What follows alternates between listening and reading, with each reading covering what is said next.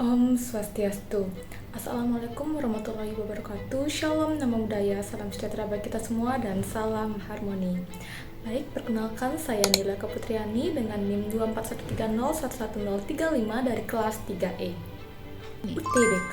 Saya rasa setiap siswa kelas 12 yang mungkin akan melanjutkan pendidikannya ke jenjang perguruan tinggi sudah tidak asing dengan kata ini. UTBK merupakan ujian tulis berbasis komputer, yaitu sistem seleksi nasional yang digunakan sebagai dasar penerimaan mahasiswa baru di perguruan tinggi negeri di Indonesia. Nah, setiap tahunnya UTBK selalu menghadapi persoalan yang sama, khususnya pada bidang matematika. Berdasarkan informasi dari beberapa media, pada tahun 2024 dan tahun 2025, subtes penalaran matematika menjadi salah satu subtes yang paling sulit menurut peserta UTBK.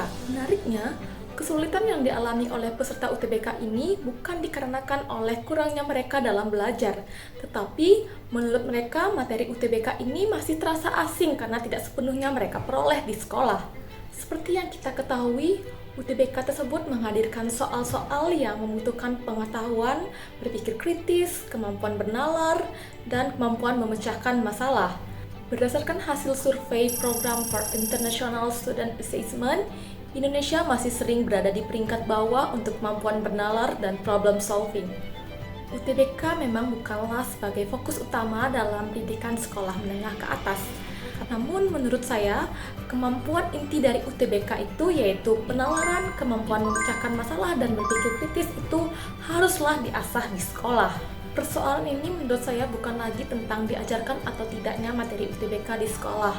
Namun hal ini mengarah pada bagaimana pembelajaran matematika di sekolah itu memberikan pengalaman bermakna bagi siswa.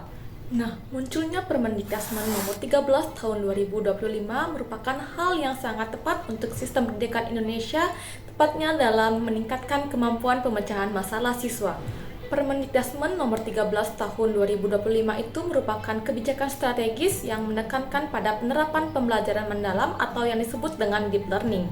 Dalam konteks matematika, pembelajaran mendalam itu berarti siswa tidak hanya diajarkan bagaimana menggunakan rumus matematika tersebut, tetapi dari mana konsep itu berasal dan dalam situasi apa sih konsep itu diterapkan. Nah, oleh karena itu, menurut saya UTBK tidak seharusnya dipandang sebagai beban tambahan bagi sekolah, melainkan sebagai cermin untuk melihat sejauh mana sih pembelajaran matematika sudah berjalan sesuai dengan tujuan kurikulum merdeka dengan pendekatan pembelajaran mendalam.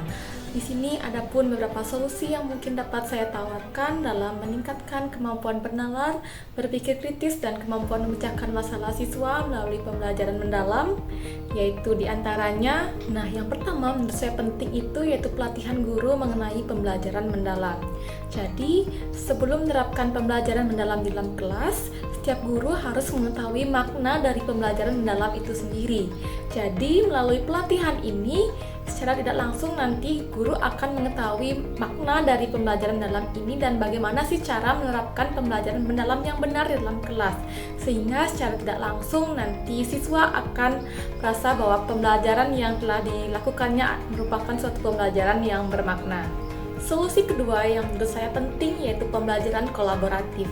Jadi seperti yang kita ketahui bahwa masalah matematika itu dapat diselesaikan dengan berbagai strategi. Melalui pembelajaran kolaboratif ini, setiap siswa itu dapat menukarkan pikirannya masing-masing mengenai menyelesaikan masalah dengan cara-cara yang berbeda. Nah, solusi ketiga yang menurut saya sangat penting yaitu latihan soal yang mengedepankan high order thinking skills. Jadi, semakin mereka terbiasa dengan soal-soal yang mengedepankan soal HOTS, jadi terbiasa pula mereka menjawab soal-soal yang membutuhkan penalaran kritis, kemudian kemampuan memecahkan masalah matematika. Terkait dengan permasalahan ini, sangat diperlukan kolaborasi dari berbagai pihak, entah itu sekolah, guru, siswa, maupun orang tua siswa di rumah. Sekolah harus bisa menerapkan kurikulum operasional yang mampu mengakomodasi kebutuhan setiap peserta didik.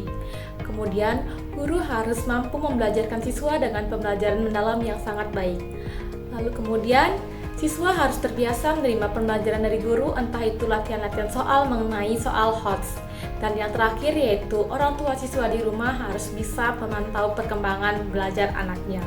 Melalui pembelajaran mendalam, mari kita tingkatkan kualitas siswa Indonesia. Sekian yang dapat saya sampaikan. Saya Nileka Putriani pamit undur diri. Saya ucapkan terima kasih atas perhatiannya. Om Santi Santi Santi Om. Wassalamualaikum warahmatullahi wabarakatuh. Shalom, nama budaya, salam sejahtera bagi kita semua, dan salam harmoni.